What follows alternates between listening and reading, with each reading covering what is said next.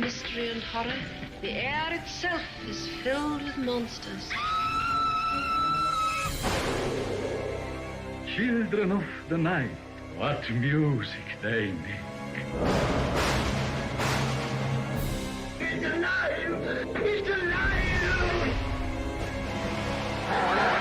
Well, hello, all you monster fiends, and thank you for joining us for another deep dive, factoid-filled episode exploring Hollywood's most famous monsters. I am your mistress of ceremonies, Sam, and I'm joined, as always, by Dan from Bleeding Marvelous. Say hello, Dan. Well, I have friends. I don't want them, but I have them. Hi. How apt that statement was. That was something. Mm. Well, hi everyone, and welcome to a brand new episode of the Monsters of North podcast. This week, body horror. This week, something. Yeah, something, and that was scanners. Yes, this week we're going into the world of Cronenberg. Mm-hmm. I feel like I've been cheated a little bit. Yes. Yeah, I would say this is probably one of the lower ranking Cronenbergs for me, personally. But honestly, in all honesty, we'll never, ever do Cronenberg's The Fly. Sorry, no. Oh, Dan, don't. Oh. Maybe, I understand why. Don't worry, I understand why. It's a lot. That film is a lot. Give us a little bit more time, because I have getting through a lot this year with body horror. Honestly, The Fly is another level. Even it makes me feel physically like I'm going to retch when there's bits that happen in that movie that makes me like have that response. And so I understand why people don't like it, but Brundlefly will forever be a piece of art from the effects point of view for me. So and it's Jeffers. Who don't love it? I know, and that's what's like, it breaks us, but I just, Dan, we'll get there. I can't. We'll get there one day, maybe. Someday. Do you know what? Cannibal Holocaust will be one that is completely off the table altogether. Gone. Fucking absolutely not. But I could be swayed on The Fly. I will never be swayed on Cannibal Holocaust. I couldn't even watch it. I got 7 minutes in and went, nope. I've seen it twice. Oh, that's twice too many times. And my opinion didn't change the second time I watched it. So yeah, I mean, I don't need to watch it a third. I'm good. That's okay. Good on that one, thanks. Well, I will do the disclaimer and then we will crack on open this. Ahead, yeah, okay. Scanners. Yeah, hey. So everything discussed in today's episode is our opinions and our opinions alone. If you'd like to discuss anything from today's episode, please come and join us on our socials or the comment section where we can have an open discussion. But what we won't have is anyone coming for us and telling us our opinions are wrong, because we can all agree to disagree in fandom. So let's keep it fun, keep it kind, and keep the toxic behaviour out of nerdism. Yes. Let's just not be silly billies, eh? Let's not be silly billies, because there's too many silly billies in the horror world at the moment, and they're making it a really nasty place to be. So let's stop being silly billies. Just don't be a dick. What the fucking lady said. Right. Scanners is the 1981 science fiction horror film written and directed by David Cronenberg and starring Stephen Lack, Jennifer O'Neill, Michael Ironside, and Patrick McGoohan. There are 4 billion people on Earth. 237 are scanners. They have the most terrifying powers ever created, and they are winning. As Monsters Up North brings you Scanners.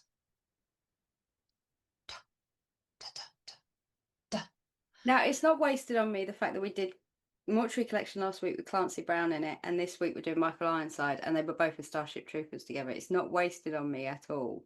Medic! Rico's Roughnecks! You know, it's not wasted on me at all. But this film itself, right? Mm. Hmm. It's been so much better. And even Cronenberg says it himself. The gist of this film was it was set out to be shot in Canada, and they had 2 months, I think it was, to shoot it because Right. it's supposed to be a tax write-off. Don't ask me the minutiae of this bit. I didn't really look into that, but it Okay. was the filming of this movie somehow was supposed to be a tax write-off if they could finish it in 2 months in Canada and get it done and dusted, which I think they managed, but they did have to go back for reshoots the following year. And Cronenberg hadn't even finished writing it. He hadn't conceptualized half of it. So when they went into shooting, he was only halfway done with the movie. So when they were doing this film, it wasn't the vision that his well thought out vision you normally see from Cronenberg. This is quite a disjointed film in the respect of that there's not substance to it. No. So what you're seeing is something that was a combination of shit, we've got to get this film made, we've not got no time, so what can we do that works, versus okay, we know we're not very good on the storyline, but fuck, here's Dick Smith, so he'll make everything better, so you've got this weird juxtaposition between this amazing amount of not just Dick Smith, but the whole of the special effects guys that worked on this to make this movie the infamous piece of cinema history that it is for the very things that everybody knows it for, versus the fact that the lead man, Stephen Lack, couldn't act his way out of a paper bag. He's an artist. He's I know, not even an actor. he's a painter, isn't he? But like this position, having him in, he couldn't. He wasn't at the standard that you need for a lead man, and I know No. that's easy to say 45 years down the line, but he set the pacing back massively. It just consistently took me out of the story because Ironside was so Shakespeare good. over here. Do you know what I mean? He's doing his Hamlet worthy performance. You are fighting up against Michael Ironside. Like, that is no joke. And the end scene alone proves just who is the actor in that room.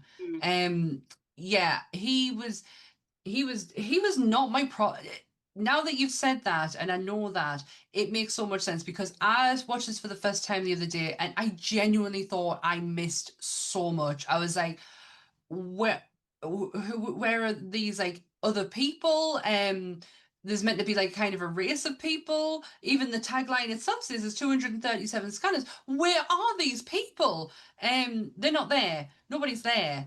But I always know this film to be held in high regard because of the makeup and the not the opening scene with Stephen in the what it looked like something out of Where I Lived in the 80s. It looked the auditorium scene you're talking about. Yeah, the auditorium. I didn't realize that was so quick, like because Everybody that thinks is what it's really famous for, is that scene. Yeah, everybody thinks that was going to be at the end of the film That makes sense. because it's probably the most famous scene. Now, if you put that scene up versus the very end scene, I wouldn't have known the very end scene had they have not shown Michael Ironside was from Scanners, if that makes sense. No, totally. The choices that were made for this movie all along the way, I think it definitely didn't harm it in the box office. I mean, the budget was 3.5 million. Today's money, that's 12.4. And at the box office, it took 14.2 million, which equates to 50.4 million by today's. So it sits in your sci-fi horror mass-produced world. It's not mega money, but it's enough that you would normally get a sequel out of it. And in them days, that was sequel worthy because we know there was a 2 and a 3. There was probably 20 more, but that's where I think it stops. Yeah. It's it's a strange one, but also it's a strange one because I can understand even though I didn't get it, not that I didn't get it, it's just I felt like I was missing so much and there was so much that was not explained properly. I still got why this was a masterpiece. Like, I still get why people still love this film. And it probably does come down to the makeup. It does. I mean, and I will say Ironside as well, because Oh, yeah, you're right. I went and did a little bit of extra recon today on many other things, and there was an interview with Quentin Tarantino that he was on a podcast called James Whale's Bake Sale, which I just found hilarious because Amazing. James Whale was the director of Frankenstein. That is such a good name. It just made me wet myself when I saw it, and I thought, yeah, I'll go to that bake sale. But I digress. He was interviewing Quentin Tarantino, and they were talking about movies in general and what what Tarantino, what stands out for Tarantino, not what's inspired him to make the movies he's making, but what movies stand out through what directors that he enjoys watching, things like that. Yeah. And he said, people obviously go for The Fly. When you think of Cronenberg, you think The Fly, you think that's what you think Videodrome, you think of these really gore, just disgusting body horrors. He said, but for me, my mind goes to Scanners. And he said, and the reason why it goes to Scanners is because of the amount of effort and time that Ironside put into this character, this Darryl Revok character, and how much he wanted to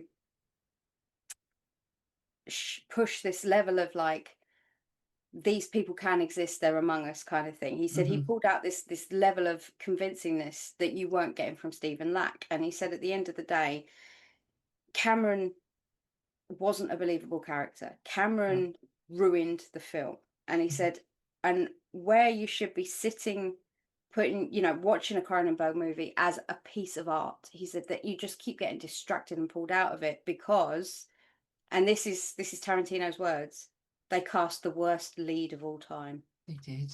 That's Tarantino's words. And it's, do you know, Ironside plays the best part in this. That is his part. However, he is not utilized as much as what he should be because we are too busy focusing on the other guy and what he, and it's just that end scene. That end scene made the whole film for me completely. And it explained a lot as well. Yes, I mean, it did and it didn't. It did. Yeah, it explained a lot. And they sort of sewed up a lot of ends, which you didn't even ask the questions, but it answered the questions that I think you would have walked away from going, so what was this and what was that? Yeah. It answered them before you asked them, like after you leave the cinema kind of thing. But Stephen Lack, I think what happened with him was when he first started filming it, he lost a lot of confidence. Oh, that's sad. And it was due to the fact that they were filming this scene where they put him in a 18-wheeler. And I don't remember it in the film. It might have happened, or it might have been cut in the end. But it was one of his first scenes he was called in to do on set. Now, they hadn't given him longer than 45 minutes to work out how to drive an 18-wheeler. He had no experience.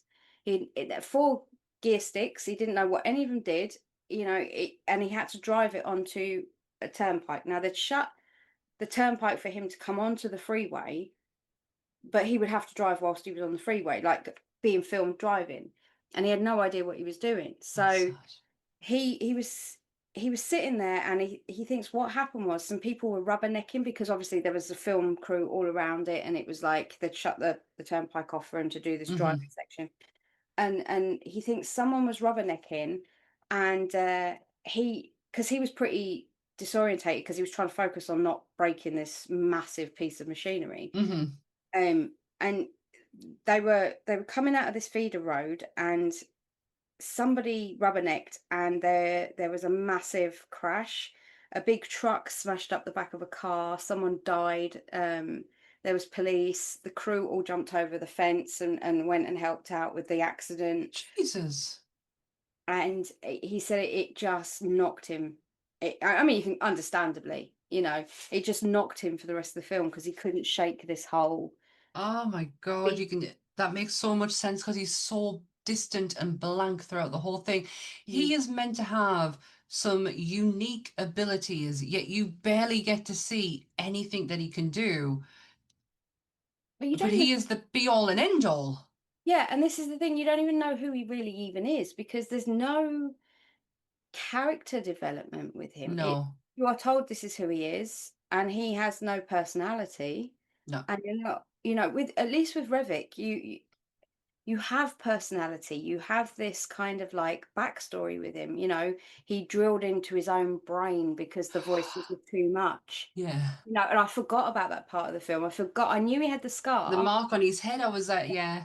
And it didn't, I couldn't remember anything about it until they started talking about it. And I was like, yeah, I now get it. He tried to lobotomize himself because the voices that he was consistently hearing, he thought he was going insane, but it wasn't that. It was the fact that he's a scanner and he's a telepath. And that's what scanners are. They can hear everything, and they call it scanning when they read your mind. So when they they can read your mind, they can control your thoughts, and they can control your body and your movements, scanners. But it takes a lot of energy and effort to push it to the point of where you're in complete control of another human, but they can do it. That auditorium scene though, Mm. when he's no, sorry, can we just Revok, what a fucking name.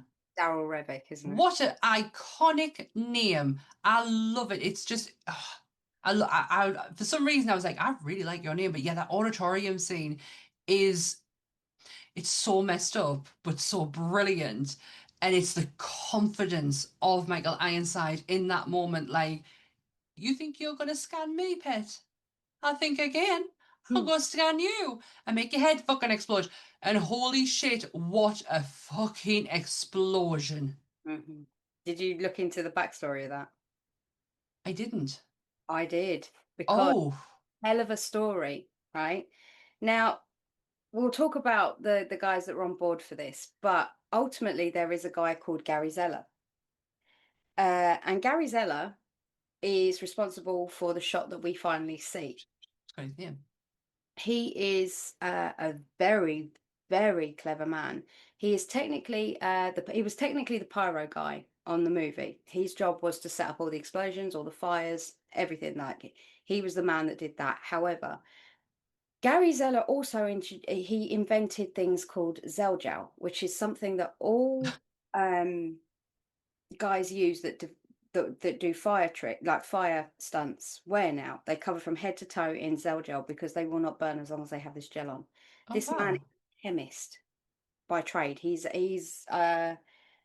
invented also, alongside Dick Smith, the ability to wear silicone prosthetics in the way that we know today. This man is a fucking genius. He sat down with Dick Smith and said to him, "What do you need prosthetics to do?" And Dick Smith was like, "I want movement. I don't want it to be like a mask." And so they sat down and they developed between the two of them the needs from it. And then he went away and worked out how to make a compound that would do that.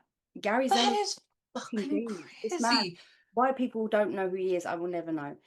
But he was responsible for this shot anyway, going into that. And I've actually found I didn't look into it, but I do had some like basic notes on it, and Gary's name's there as well. I mean, to be honest, I'm blindsided at the fact that Dick Smith is the makeup. He's the supervising makeup artist on here. yeah.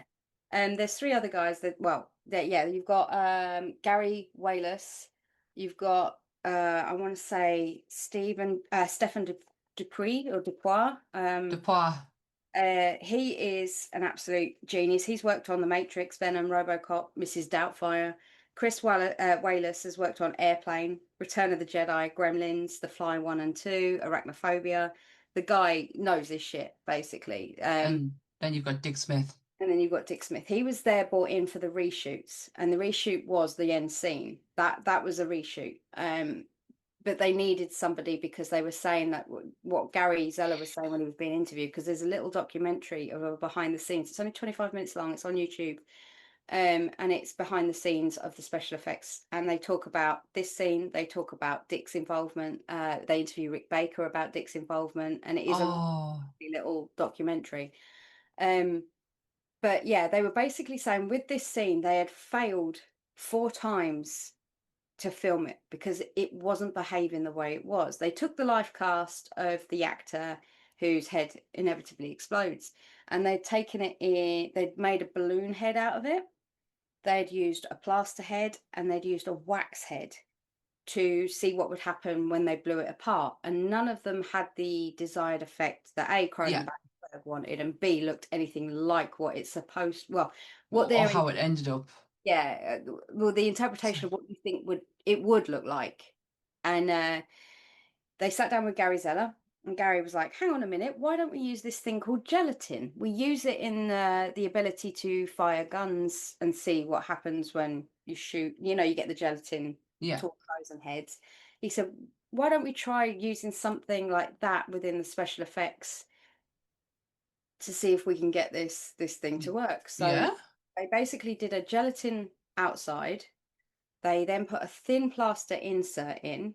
They filled it with latex scraps from the just anything that they had to hand that wasn't going to be a projectile, like soft things. They even burger meat because they were eating shit all the whole time. So they even threw their burger meat in there.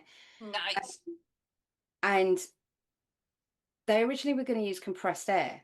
So the scene that you see where it starts to expand and the head gets really, really big, it never got any further from that. So they filmed it up to a point of where they thought, right, okay, this is really good. We're getting somewhere, and nothing happened. So Gary said, right, everybody get out, leave the 4 cameras running, every angle, get the hell out, go sit in your vans and do the windows up. Just go.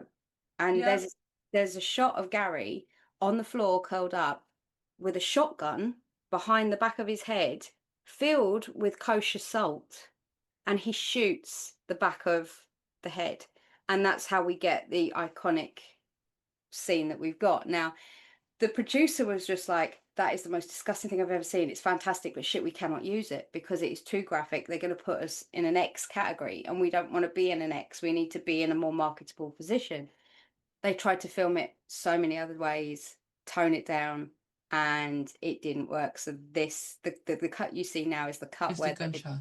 It's in a warehouse. That scene is just where it's. You can tell it's not in the room. In a warehouse, and you've got a guy with a shotgun blowing his behind him. I wrote a load. I didn't write. I took a load of notes on the makeup and clearly did not read it. And then when you talking, I am literally reading my notes, going, yeah, leftover burger meat. You've just said that, and latex scraps and wax, and and then Gary says people get it, and then as if I watch it back, and you'll see the realization of me where he's like shotgun, and then you said shotgun, and I was like, oh my god, I should have read my notes. But you see the photo, and it's like this little curled up man holding this massive, and I'm not joking, I don't want to know where this man got this fucking shotgun from, because it's not your typical lock stock, store off little jobby. This is some great big army-ish, like it looks like a police issue shotgun. It is huge, and he's like crouched around like this with it up in the air, and he made for it to be filmed, but it filmed it from 4 different angles on 4 cameras, and that's what ends up making the final shot. It makes total sense that you said that Dick Smith had something to do with the end. If you guys are new to us, hi, and you don't know who Dick Smith is, he is the man behind, I know, but he is the man behind The Exorcist. And also, and I'm going to reference this film because it will make sense in a second, Amadeus. Hundreds more. But them 2 I'm going to reference more than anything, because at the end scene, now you saying Dick Smith had something to do with that more than anything, it totally makes sense. Dick can do faces like nobody can do faces. And I reference Amadeus because there is a lot of de-aging with makeup and illness, just like what you would in The Exorcist in the film, and it plays hand in hand to the end scene. I always thought Amadeus was a fever dream. It's real, very real. I saw it when it must have been 90s time. I saw it, and I loved that film. I don't know why, but I did. I was obviously having a moment, and it's not a bad film, but it was one of those films that stuck with me, and I really enjoyed it. Nearly 4 hours long. But then years later, I thought I imagined the film, because you did not. Never heard, never saw of again. It was never shown. Do you know what I mean? It was like one of those movies that Did it really exist? It does. It's my parents' and sisters' favorite movie of all time. They Really? actually went to Townside Cinema last weekend to go and watch it on the big screen for its 40th anniversary. Wow. Yeah, it's not my thing. I'm not, even though I love Tom Hulse, the main guy who plays Amadeus, and obviously if Abraham Murray's in it, and I just love that man. Everything about it I should love because I like a period piece as well.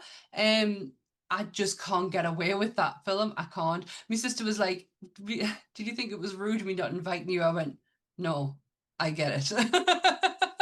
So I reference Amadeus because of there is a lot of de-aging with makeup in that film because it's told from the story of an older gentleman who then goes back to his younger days, and instead of what we would probably use CGI now, and you know how the Marvel effect and stuff like that, Dick did it with makeup, and he does faces brilliantly. And in the final confrontation between, when you then find out two brothers, the face changes and the end face as well. It is just, it's breathtaking. It's absolutely breathtaking. It is.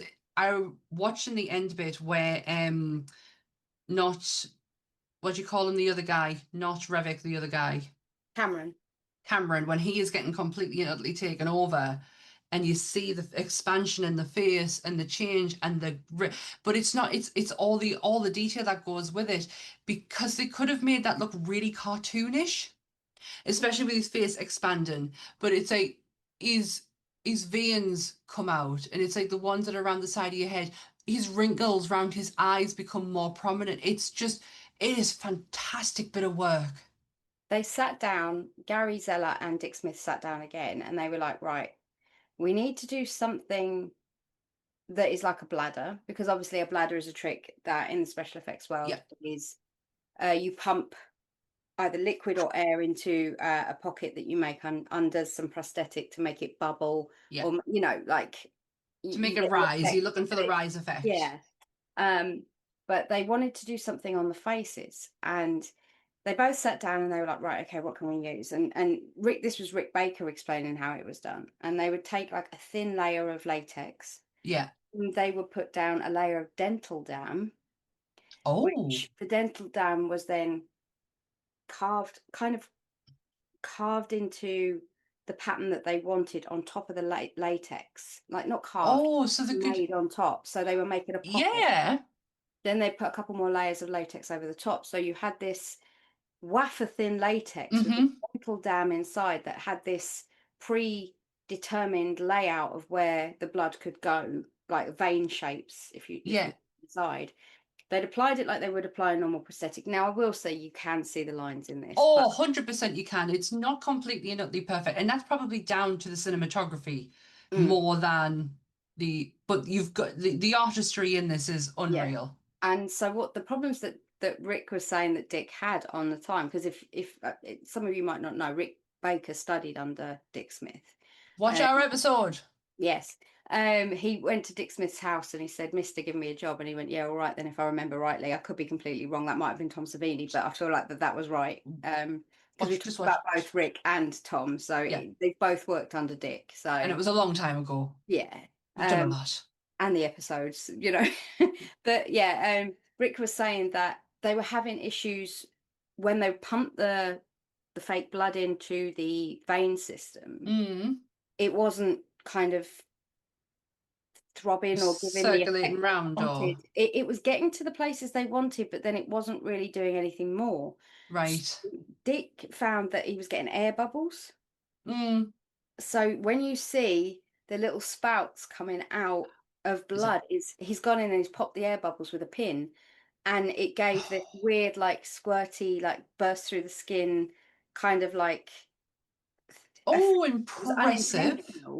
Completely unintentional, but Cronenberg was like, "Yes, I want that, more of that, we'll have that, do that." And so hence why it happened to Cameron worse than it happened to Darryl, because Darryl's prosthetic worked pretty well and it didn't really need too much in the way of like air release, whereas Cameron's was so, because he had so many. He had one on one side, which took up the entire side of his head.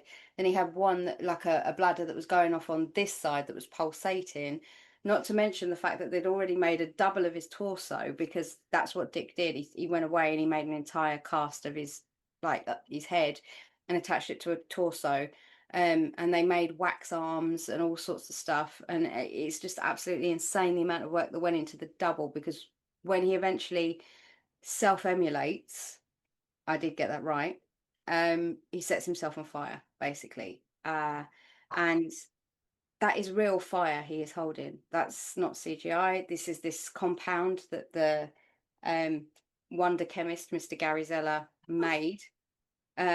He had Zeljo on the hands, and then it could burn for ages. So that when you see him stand there with the fire in his palms, it's because of this.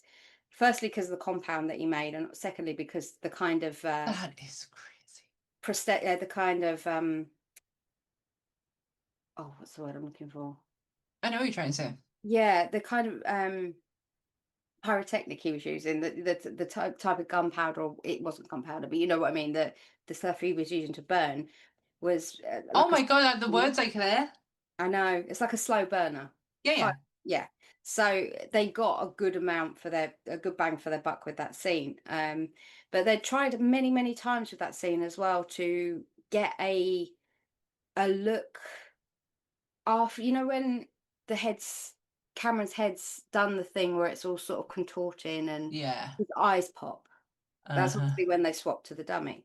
But when the head then starts to ooze and eyes bulge out and everything, they kept seeing sparks, because there was a pyrotechnic obviously inside the head. So they didn't want to see sparks, because sparks then took you out of it, because oh yeah, they've exploded his head, whereas they wanted it to be more of like a fireball kind of situation, rather than like a explosion caused by a spark.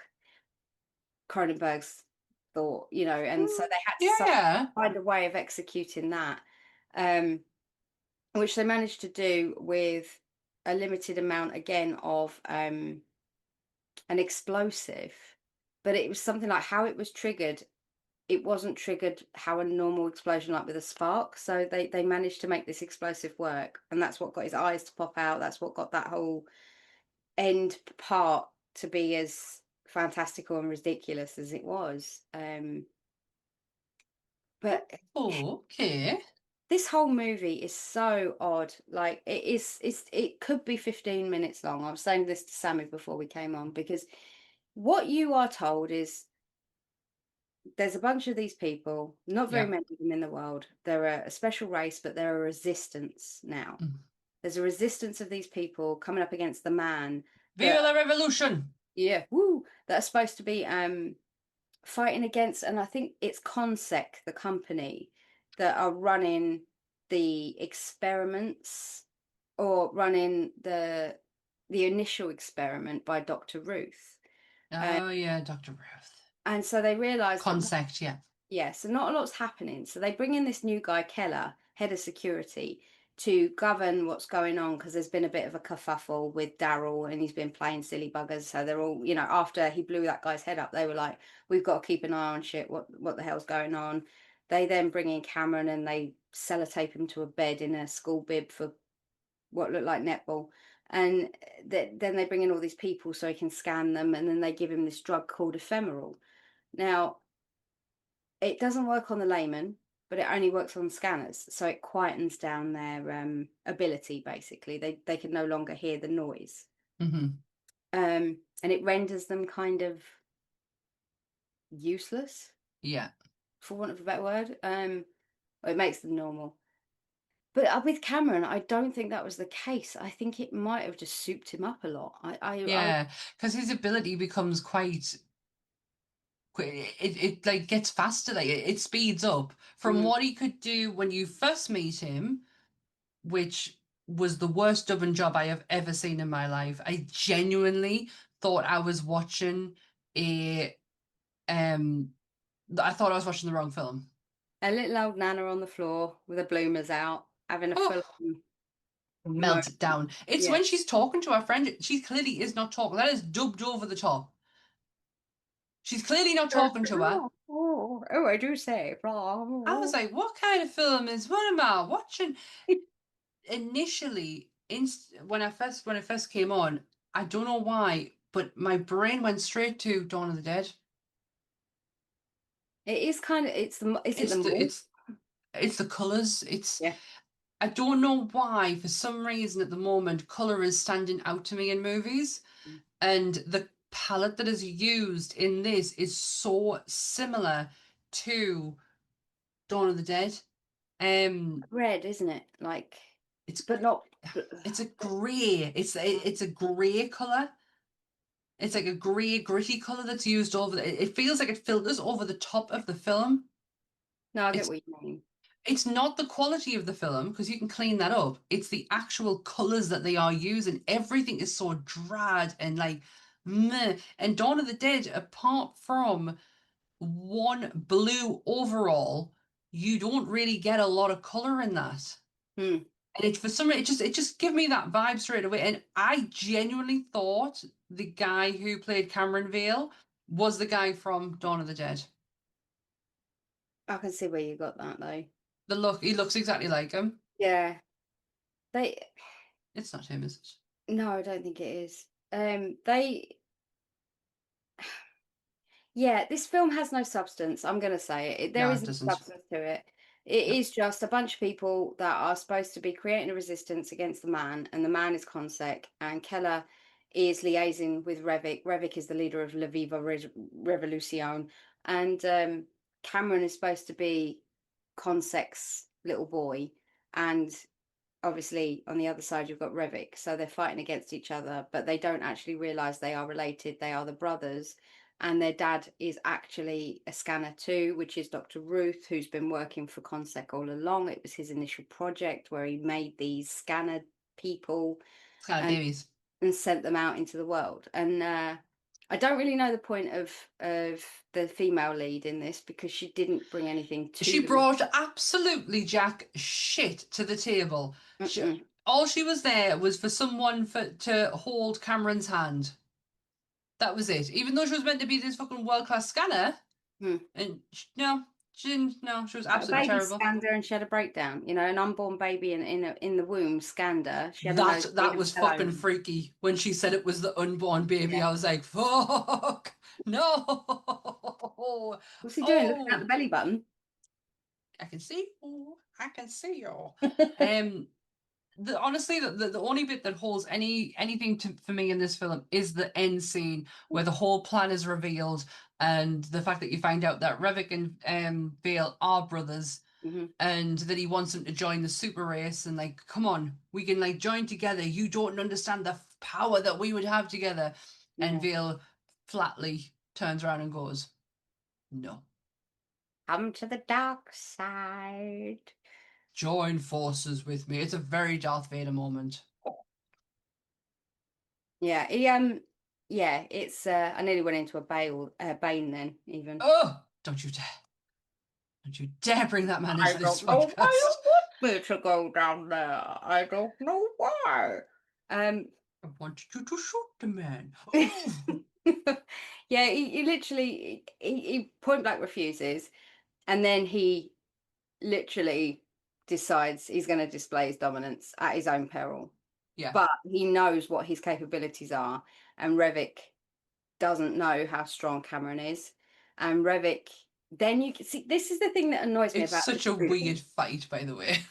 This movie fucks you up because it sticks the end scene on the bloody poster. Yeah. The picture you have of Michael Ironside, the really famous picture with the white eyes and the is the very last scene where he's being taken over by his brother. He's being erased internally, and Cameron is now possessing Revok's body. Yeah. What purpose? I don't know. There was no explanation as to why he did it.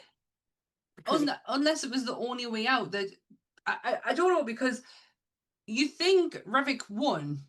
Yeah, I mean, he was always the person he thinks the main protagonist, but it's not. It's Cameron. It's Cameron, but Cameron body has to be destroyed in order for him to be inside of Revok, for them to be like, I win, bitch. You had to literally take over someone else's body to win. You did not win jack shit. A winning at what cost, my good man? It does seem a little extreme, like to stick one up your brother, like. And the fight is so funny. It's just two people going staring at each other, and lots of shaking and lots of yeah. it's It's a bizarre fight, but it's the only, apart from the most iconic scene in it, because you gotta watch it just to see it. It's one of those 100 films you have to watch before you die. I agree. In one of those. Yeah, I honestly agree. I'm glad I watched it. It's just when there's nothing behind it, it's kind of hard to then go, all right, I've got to go and find some shit to pull an episode together on this one, and it's hard work. Well, in February 2007, Darren Lynn Bosman, the guy who did Repo the Genetic Opera. Oh yeah, him. He was announced as the director of a remake of the film to be released by the Weinstein brothers and Dimension Films. David S. Goyer was assigned to re-script the film. The film was being planned for an October 17th, 2008 release, but the date came and went without any like announcements or anything about Was it. he going to do it as a musical? But there was an interview with Darren, and he was basically asked about it, and he said that he refused to go on unless he had David Cronenberg's blessing. And Cronenberg said, "No, you're not touching that film. No one's touching that film." So it didn't go ahead because he said he weren't going to touch it without him telling him. So understandable. I'm sorry, but I know that we haven't taken a great deal from this film, but Cronenberg is a name for a fucking reason. Don't go and touch his work. Do not go and touch his. This is art. If anything else, if nothing else, this movie is just art. It's just a piece of art with great fucking makeup in it. And yeah, I can just imagine him turning into a musical. Yeah, I mean, scan your brain. In a little blue file, little glass file, a little glass file. They had actually likened this film and this setup to the X-Men though, which I kind of get, but I think is a reach. That is such a fucking reach. Well, they reckon that Dr. Ruth is supposed to be like Professor. She's not. And then Darryl Revok is supposed to be like Magneto, supposed to be like the Magneto character. That one I get. I don't get Ruth. I don't get Dr. Ruth being. She ain't no fucking Professor X. It's all very weird, and I mean, I think that firstly, had they have not rushed it, this could have been something a lot better, more substantial, have more exposition, be a lot more of a story than it is. It's iconic for reasons, and the reasons are the two scenes that everybody knows about, which is the head explosion scene, Michael and the final scene, and then Michael Ironside in this movie. If you've never seen this film and you've only seen that scene, you will think that Michael Ironside is the main protagonist of this movie. He is not. He is the side piece. What I did go and look at was Cronenberg in general, because this is my first take into a Cronenberg film. It's a good starting point. I will give you that. It's quite tame for a Cronenberg. Yeah, and then when I realized he did The Fly, and I was like, yeah, Cronenberg is a man of few films to his name, but a lot of unrealized projects to his name. He has Nightbreed, remember? He played the guy in Nightbreed, the main. Yes, he did. That is David Cronenberg. That's such a good film. Honestly, I really enjoyed that one. So yeah, Cronenberg had a list of unrealized projects, and I'm not going to go through them all because seriously, there's so fucking many. But there is one. In the early 1980s, Cronenberg attempted to make a film adaptation of Mary Shelley's Frankenstein that would have taken place in modern day. He wrote the original script for it for Universal after Videodrome, titled Six Legs. Oh, God. But the film, it was never made, although aspects of it are incorporated in The Fly and Naked Lunch. I can tell you now, they would never have greenlit a Cronenberg movie at Universal. Like, to that... Have you ever seen the Rick and Morty episode where they Cronenberg everything? I have not. I'm not a fan of Rick and Morty. No, I'll get away with it's it. just one of those episodes that stick out the most to me. It took me a long time to be able to watch one episode to get past the burping. It's the burping that made me feel physically sick for a long time, and then I managed to be able to put it out of my head.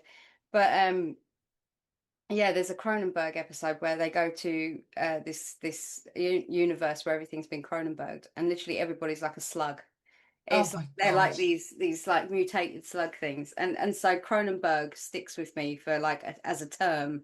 Now, when you see something really disgusting, you're like, oh, has that been Cronenberged? It's just like, Well, there's a few of the things that's just jumped out as because I'm not even joking. The list of unrealized projects from Cronenberg is ridiculous. But he was actually offered the director's position for Return of the Jedi. This is the best one. Flashdance. Top Gun. And Beverly Hills Cop.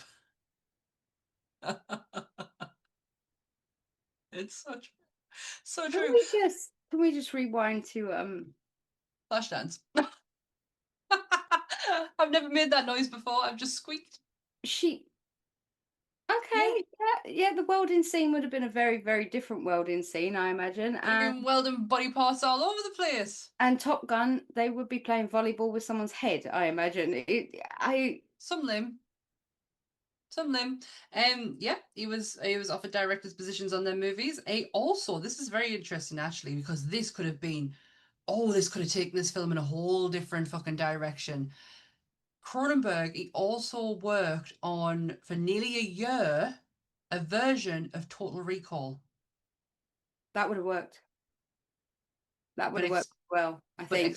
He experienced creative differences with Dean, I couldn't even see his name the last time we talked about him, Dino De Laurentiis and Ronald Schucht. And obviously a different version came out of it. But yeah, he wrote it in his memoirs about how he was such a fan of the author of what Total Recall, and he wanted to do a film based on his love of the book. And yeah, he worked on a year on it, and they said no. Yeah, Klaatu would have been really cool. There would have been so many really fucking. Whilst it's weird as it is, I feel like he would have been able to just make you feel incredibly uncomfortable with it as well. Which you got 3-titted lady on there. How about 5? Yeah, you're getting 5 from David, and one of them you can take off and stick on your head or something. Do you know what I mean? Exactly. Yeah. Honestly, if you're interested in Cronenberg, the list is endless.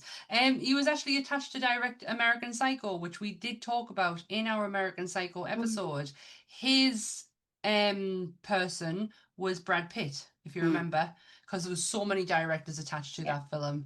I think Oliver Stone and his lead was going to be Leonardo DiCaprio.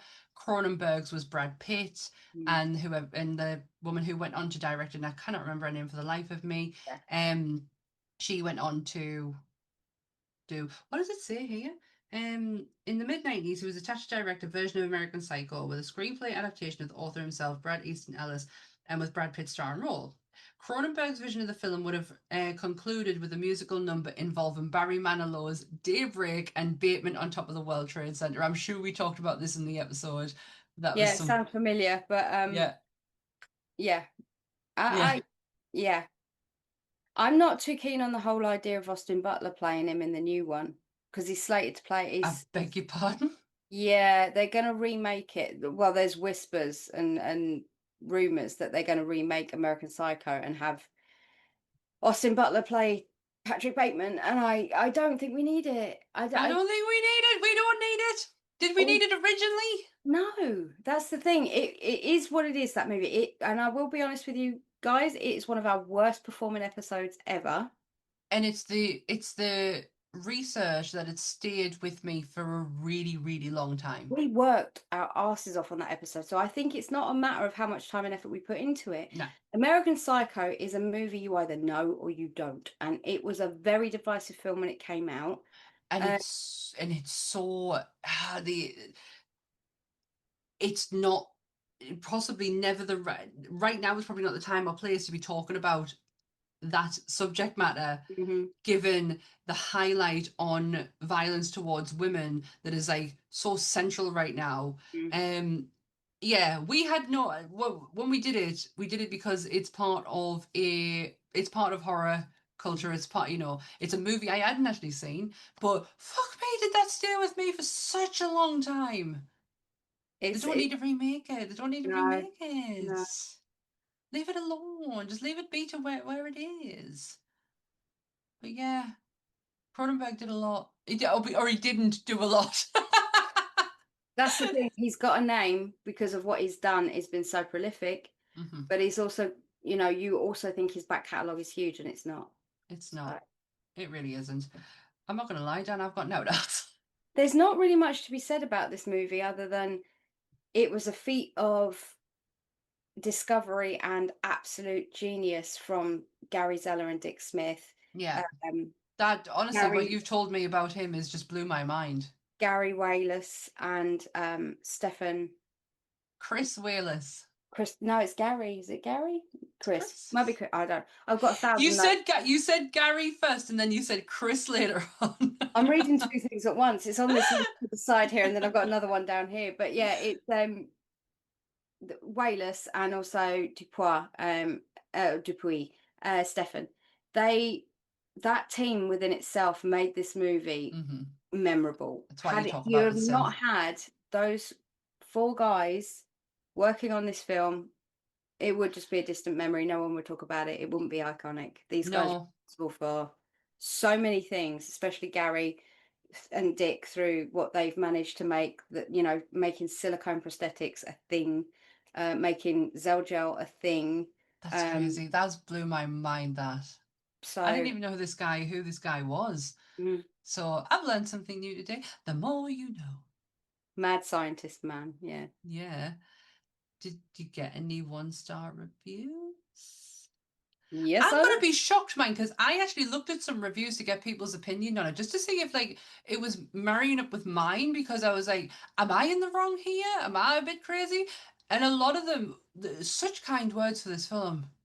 It is a beloved film. So I understand. And I get it. I do get it. I understand it's a bit divisive. We're not really giving it much, because there's not much to say about it. That it, like I say, it is a 15-minute movie that's been pulled out to an hour and a half. Yeah. But the first review is 1 out of 10 from IMDb from someone called Lost Gallifreyan. And Gallifreyan. Oh, Doctor Who. Yeah. Okay. Magnificently bad, and you won't have to see it all to get the best out of it. I reckon the first 6 minutes or so will do. I guess if you enjoy gurning competitions, you might want to see more. That's not a bad review, to be honest. Nope, but it was a 1 out of 10 on IMDb. Oh. Okay, so I went on to Letterboxd. I thought I'd try somewhere a bit new for you. Oh, I'll use Letterboxd. And this is 1/2 star. This one, 1/2. And this is by Cole Volume 2. Right, okay, and these are his words, not mine. I'm going to read this word for word, and I don't know why it just made me chuckle, because it is so ridiculous, right? Okay.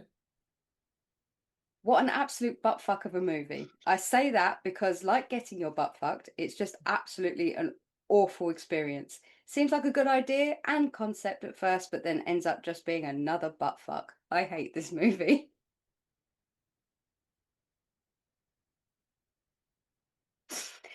I mean, that was written on June 21st, 2024. So I mean, that's some strong feelings about butt fucks. That is, yeah. You sound like you're talking from experience there too. I think this person, has some serious things they need to talk about with somebody. Oh my goodness, that's a review. Hey, yeah. My goodness. You might have to put some little expletives over that one for the 1-star review. Oh, that's absolutely crazy. Like, I don't know what to say. I'm actually quite speechless. Like, that's a review on Letterboxd. It's a review on Letterboxd, and it's a wow. It proper made me chuckle because it's so stupid. Like, it's so brilliant. It's brilliantly stupid. I like I say again, you'll never get a serious 1-star out of me if I can help it. I like looking for the ridiculous and the shit, because they're the ones. What's the point in doing it seriously? Yeah. This movie was shit. Thank you. Very, very, very well written piece of review there, mister. No, you'll never get one of those out of me. No. So. And did you? Now, have you done it to the film or the director? I've done it to an actor.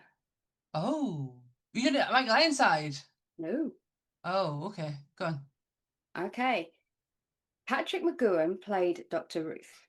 He was known as Number 6 from The Prisoner, but also voiced Billy Bones on Disney's Treasure Planet. Ah, okay. Laurie Metcalf voiced Jim's mum, Sally Hawkins, but is mostly known as Aunt Jackie and Roseanne, Sheldon's mum in Big Bang, and also Mrs. Loomis / Debbie Salt in Scream 2. Yeah, she fucking is. David Arquette, as we all know, played Dewey and starred also in the original Buffy movie as Benny. And Paul Rubens, aka Pee Wee Herman, played Amlin. In 1981, Paul played Dickie in TV's Mork and Mindy. You do? And he also played that alongside a character called Scotty, who was played by Keith Coogan, who played Brad in Adventures in Babysitting. You got Paul in there. We got some Pee Wee Herman in there. Oh my goodness.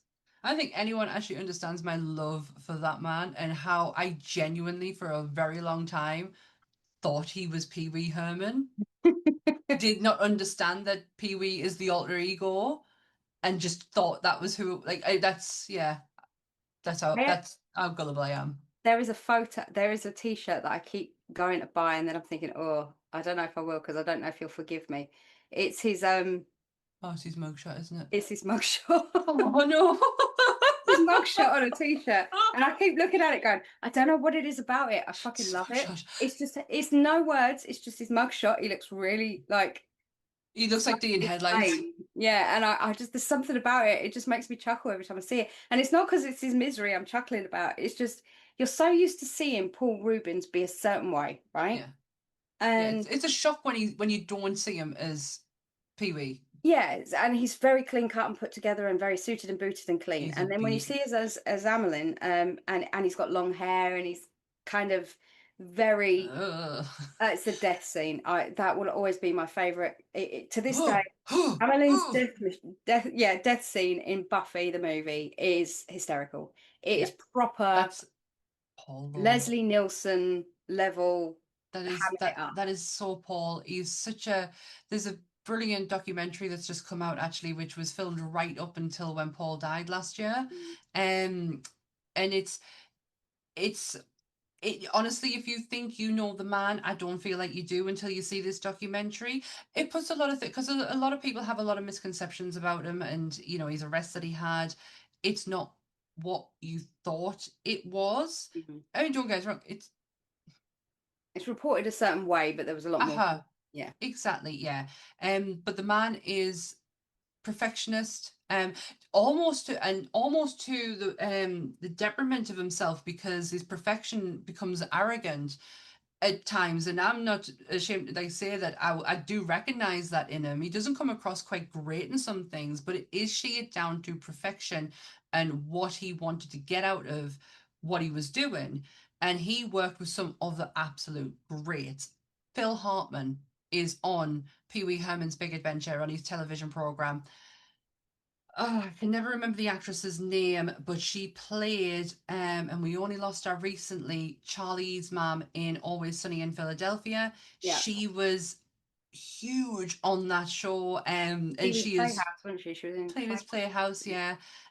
Honestly, it's such a beautiful documentary just to get to know the man, and oh my good God, in the day he was fucking beautiful. I will say he was in one of my all-time favorite TV shows. He reprised the role of Amelin in it. What We Do in the Shadows. The scene where you had Tilda Swinton, you had Wesley Snipes as Blade, you had Paul Rubens as Amelin. You were going through and you were looking at all of them, and you even had like the Vampiric Council, and I'm looking going, what in the shit is going on here? That I don't know how many hoops Taika and Jermaine had to jump through to get the IPs for every single one of those characters, but more power to you, because it was absolute stroke of genius. Brilliant. I remember when that scene came up and I was just like, that's what the how? Yeah. What? eh? And then Wesley comes on the monitor, and you're like, what? I can't hear you. What you saying? You're breaking up. Oh, you're breaking up. Sorry, Wesley. We can't hear you. Sorry. So good. Yeah, go and watch Pee Wee documentary. That was such a good tie-in. I love that one. Right. So this has been somewhat Scanners. It's something. It's been something. And next week, tell the people, Dan. Oh yeah, I had a second there. My brain was like, shit. Did you just reboot? It's been a day. It has been a day. Yes, we are going to do our very first Nick Cage film, I think. Yeah. Yes. I think this is our first Nick Cage film, and having a Nicolas Cage tattoo, I'm allowed to say I am a super fan. The man is ridiculous, I'm well aware. That's why I'm a super fan, because I will give you my theories next week on why I think he's ridiculous. He's a level of ridiculous that I can respect, right? And he knows he is, and he plays on it. But yeah, we're doing Renfield. We are going quite super modern. We are looking at the new movie that came out about 2 years ago. I think it was 2022, 23. So yeah, we're going to ham it up land. We're going to full on. I can't wait. It shocks the life out, because I genuinely think this is a renaissance of Nicolas Cage right now, and we are living in his world, and we should be grateful for it. He is making some of the greatest choices in his career. Horror suits him so well, and we welcome him so much to this. So I'm happy that we're starting, because there is that, like, Willy's Wonderland. Nicolas Cage. Oh, hey.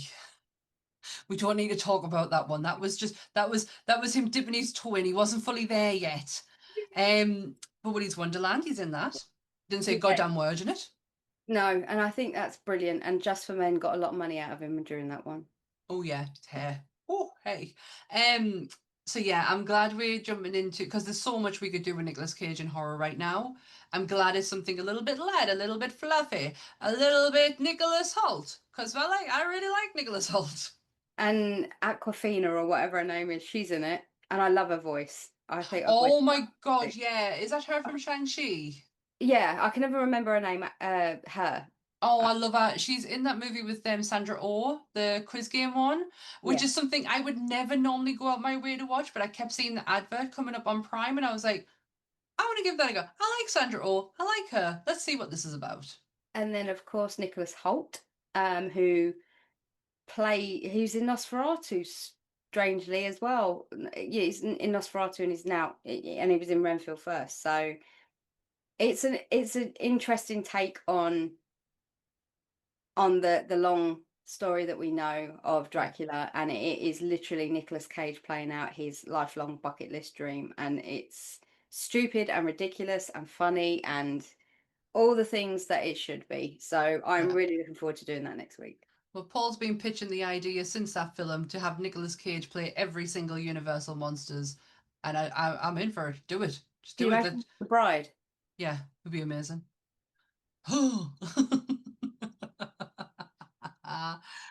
Oh gosh, right.